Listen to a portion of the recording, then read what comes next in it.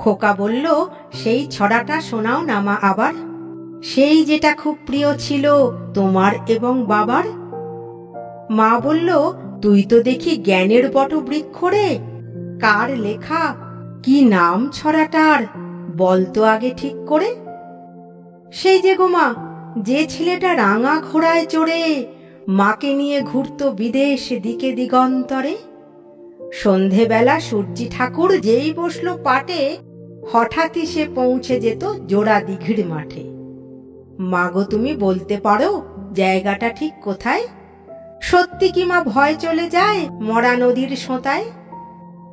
আচ্ছা ধরো, তুমি যাচ্ছ পালকি চেপে একা, পথঘাট সব মনীষীহীন, পাখিরও নেই দেখা, গাছের মাথায় ঘনান্ধকার, দেখা যায় না ভালো। ভাবো হঠাৎ দিঘির পাড়ে দেখতে পেলে আলো, আর তখনই শুনতে পেলে হাড়ে রে রে রে, এক নিমেষে 10-12টা ডাকাত এলো তেড়ে। ধরো তুমি সিঁটিয়ে ভয়ে পালকিরি এক কোণে চুপটি বসে আমার কথা ভাবছো মনে মনে। আমি তখন সেই ছড়াটার বীর পুরুষের মতো তলোয়ারের ঘায়ে ডাকাত মারছি অবিরত।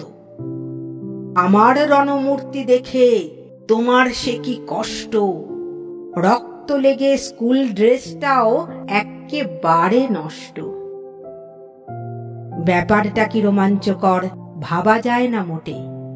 ভাগ্যে যদি এমন সুযোগ একবারটি জোটে, সবাইকে মা দেখিয়ে দেব 100 বছর পরেও রবি ঠাকুর বীর পুরুষ ঠিক আছে তোমার ঘরেও।